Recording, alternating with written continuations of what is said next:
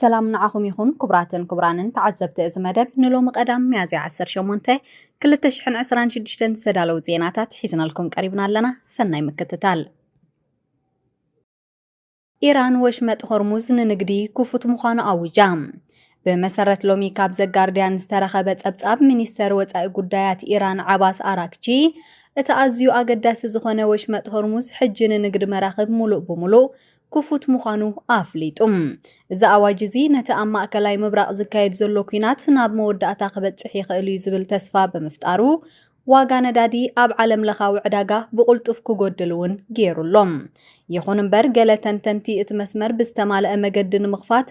جنا جيزي كوسد كم زخيل يتنقو اللوم بريزيدنت أمريكا دونالد ترامب بوغنو إيران نتوشمت دقيمان خيتعاتو كم استسمامعت بمقلات إذن عالم زحقوس بروخ معالتي إلوهم يخون مبر اتقاب تهران حيال سلطان زلو ناي إيران سورا وحيلي ننقد مراخب زفك أدبو السون مقدت راي مخانون مسفقاد حيل بحري إيران تراي كم زخونن حابيرو اللهم بتوسخي آفو قبائي بارلاما إيران محمد باقر غالي باف أمريكا أبلع لودبات إيران زغبرتو أقدا انتزي العلا اتوشمت كفوت كوينو خمزيت أنح آتنكيهم بزعبا نيكولاساو مدب إيران أملكيتو ترامب كم زبالو إيران نيكولاساو مدبا نزي توسنة جيزين خطاقوارز تسمامي علام أمريكا دمان تتعاقيتو زلو زي تأكبي يورانيم ناب أمريكا نمقعاز كتسرح مخانا قليتهم يخون مبر سلطان إيران بزعبا زقوداي زهبوه وقعو ملسي يلن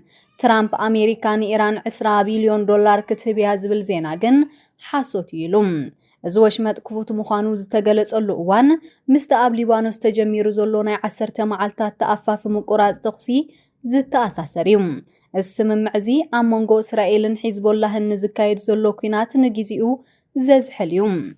دونالد ترامب إسرائيل أب ليبانوس تقبرو متقعتي كتقوارت مخاناخ قلت كلو قداماي منيستر إسرائيل بنجامين نتانياهو جن سرحنا جناي ودأنان بمبال أب لعلي حزب الله زقبر وتهدراو سكمتي كقصل كم زخيل أميتم بتوسخون أب باريس مالتون فرنسا توكلت 4 هاجرات بمخان نتوشمت هرمز نمو حس علمه خصوص أخيبا أكايدو مالوم زوشمت ازي قدمتو خينات مجمارو 10 مئتاوناي عالم قرب ندادن غازن زحلفلو أقداس مسمريوم بريزيدنت فرنسا إيمانويل ماكرونن قداماي منيستر عدي إنجليز كير ستارمرن اتمسمر بزي زخونه قدم خونت كفوت كخون تصويعم اللوم أب ليبانوس اتمقراز تخصي بعب حاقوس تقبيلهم واللوم بزوحات كاب منبريهم تمزابيلهم زنبرو سبات نابدو بباو ليبانوس كملسو جميرهم اللوم يخون مبر إسرائيل جنا أب قل خفالات مريت ليبانوس سلزلان نايدرون متقعت سلزيق أرزن اتخينات ملوء بملوء دويلون مبال جنا أتقاميوم الزخينات الزخصاب حجي أب إيران 3000 سبات أب ليبانوس كل تشحن 100 سبات كمون أب إسرائيل كالوت هاجرات وشمت عربن هو السبات بأمائت آتفيولهم زلنسكي روسيا نبيلاروس نابت خينات نمئتاو تسعرالام بريزيدنت يوكرين زلنسكي بعرب أب زهابو مغلطي روسيا نمشارختا بيلاروس داغماي نابت خينات نمئتاو مدلاوات تقبرالا خمز بله رويترز أبتيبوم زلنسكي نزز بله كابل علواي أزاز سراويت يوكرين ألكساندر سيرسيكي زقربلو نايس الليات أبساب مسرت بمقباريوم بمسرت تتأبساب روسيا أبتمس يوكرين زداوب ناي بيلاروس دوبات حدست تسرقياتات تسرحن ناي مدفع مغمت بوتاتات تدالو كمزلان تحبيرو اللهم زلنسكي يوكرين ناتنتان مريتان نمكلخال دلوت مخانا نمريحنة بيلاروس زت انقق ملأختي كمزل أخون قليتم زلنسكي وسيخو خمزبلو روسيا أب سراويتا زقات ما زلو حسرت حيل سبن مملا حيل تاتا داقماي نمو داب تتعر اللام إذا دما يونتي أمريت بيلاروس زرق زلو من قسقاس وتهدرات روسيا زبره بريزيدنت بيلاروس ألكساندر لوكاشنكو حدا خابتوم ناي قربا مشارختي فلاديمير بوتين كوينو أب لكاتيت كل تشحن 20 روسيا يوكرين كتورر كلا مريتو نمتقعت خطقملو فقيدو منبارو زذكريوم بتوسخي زلنسكي أب فرنسان عدي إنجليزن استدالوه ناي فيديو كونفرنس ترخيبوم يوكرين أب تسليم بحر زت ريتو ناي كينات تمكرو نتعوش متهور مزلو ناس انت نقد بحر نموحاس كحجز كم زخيل قليصهم روسيا نبحري يوكرين نمعصاو زغبرتو فتنا نممكات يوكرين نقد مراخب بمسناي نتاغو بحر بمصراين كابناي اير متقعتي بمكلخالن عاب تمكرو خمزلوا حبيروم يوكرين نزناي درون مكلخال تمكرا نهاجرات ماكلاي مبراق نمكفال كيلاتاتا كمزلاختون تقيسوم بتوسخي اب دبوباو روسيا اب زوبا كراسنودار ኣብ ዝርከብ ናይ ነዳዲ መኽዘን ዓብ ባርዕ ሓዊ ከም ዝተልዓለ ተገሊጹም ነቲ ባርዕ ንምጥፋእ 224 ድሕነት ሓዊ ዘረጋግጹ ሰብ ሞያን 56 መካይንን ይነጥፋ ከም ዘለዋ ሰበስልጣን እቲ ዞባ ሓቢሮም ኣለው ክሳብ ሕጂ ዝኾነ ናይ ሰብ ጉድኣት ኣይተመዝገበን እቲ ባርዕ ብምንታይ ከም ዝተልዓለውን ኣይተፈልጠን ኣዛዚ ሰራዊት ዩክሬን ሲሪስኪ ሰራዊት ዩክሬን ወተሃደራውን ቁጠባውን ዓቕሚ ሩስያ ንምድኻም ኣብ ልዕሊ መኽዘናት ነዳድን ትካላት ምክልኻልን ዘካይዶ መጥቃዕቲ ይቕጽል ከም ዘሎ ኣፍሊጡሎም ኣብ ዌስት ባንክ ሓደ ግብረ ሽበራ ክገብር ዝፈተነ ሰብ ተቐቲሉም ሰራዊት እስራኤል ሎም ቀዳም ኣብ ዝሃቦ መግለጺ ኣብቲ ብእስራኤል ተታሒዙ ዝርከብ ግዝኣት ዌስት ባንክ ኣብ ዝርከብ ሰፈራ ሓደ ግብረ ሽበራ ብኻራ ከካይድ ዝፈተነ ጥርጡር ሰብ ከም ዝተቐተለ ኣፍሊጡም ኣብ ማሕበረሰብ ኔጎሆት ጥርጡር ግብረ ሽበራዊ ምእታው ከም ዘሎ ዝሕብር መጠንቀቕታ ምስተመሓላለፈ ሓደ ካራ ዝሓዘ ግብረ ሽበራዊ ተለልዩን ስጉምቲ ተወሲድሉን ኣሎ ክብል ሰራዊት እስራኤል ገሊጹም ብተወሳኺ ሓይልታት ጸጥታ ኣብቲ ከባቢ ተወሳኺ ፍተሻ የካይዱ ከም ዘለውን ሓቢሩሎም እቲ መግለጺ ብወገን እስራኤላውያን ዝወረደ ዝኾነ ናይ መጉዳእቲ ጸብጻብ ከም ዘየለ ክሕብር ከሎ ነቲ ጥርጡር ሰብ መን ከም ዝቐተሎ ወይ ድማ ኩነታት ጥዕና እቲ ጥርጡር እንታይ ከም ዝመስል ዝርዝር ሓበሬታ ይሃበን ኣብ ዌስት ባንክ እቲ እስራኤል ካብ 1997 ጀሚራ ዝሓዘቶ መሬት ዝረአ ዘሎ ግጭትን ዓመፅን ካብቲ 7 ጥቅምቲ 2023 ሓማስ ኣብ ልዕሊ እስራኤል ዝፈጸሞ መጥቃዕቲ ስዒቡ ዝተልዓለ ኩናት ጋዛ ጀሚሩ ኣዝዩ እናባእሰ ይመጽዮም ብመሰረት ትካል ዜና AFP ካብ ሚኒስትር ጥዕና ፍልስጤም ዝረኸቦ ጸብጻብ ኩናት ጋዛ ካብ ዝጅመር ንነየው ሰራዊት እስራኤል ወይ ሰፈርቲ ኣብ ዌስት ባንክ እንተወሓደ 150 ፍልስጤማውያን ቀቲሎም ኣለው ካብዚኦም መብዛሕትኦም ዕጡቃት ተዋጋእቲ ክኾኑ ከለው ብዙሓት ሰላማውያን ሰባትን ቆልዑን እውን ይርከብዎም ወግዓዊ ጸብጻባት እስራኤል ከም ዝሕብርዎ ድማ እንተወሓደ 45 እስራኤላውያን ወተሃደራትን ሰላማውያን ሰባትን ሓዊሱ ብሰንኪ መጥቃዕቲ ፍልስጤማውያን ወይ ድማ ኣብ ግዜ ወተሃደራዊ ስርሒታት እስራኤል ተቐቲሎም ኣለው ጸብጻብ መጥቃዕትታት ሰራዊት እስራኤል BBC ሎሚ ኣብ ዘርግሖ ጸብጻብ ሰራዊት እስራኤል IDF ኣብ ዝቐረባ እዋን ኣብ ዘውፅኦ ወግዓዊ ጸብጻብ ኣብ ልዕሊ ኢራን ዘካየዶ ወተሃደራዊ ስርሒታት ኣዝዩ ሰፊሕን ጽዑቕን ከም ዝነበረ ገሊጹሎም ብመሰረት እቲ ኣሃዝ እስራኤል ኣብ ውሽጢ መሬት ኢራን ኣስታት 10800 ዝኾኑ መጥቃዕትታት ፈጺማ እዚ ርኡይ ወተሃደራዊ ስጉምቲ እዚ ነቲ ኣብ መንጎ ክልቲአን ሃገራት ንዓሰርተታት ዓመታት ዝጸንሐ ምስሓሓብ ናብ ዝለዓለ ደረጃ ዘሰጋገረ ፍጻሜ እዩ እቲ መጥቃዕትታት ብቐንዱ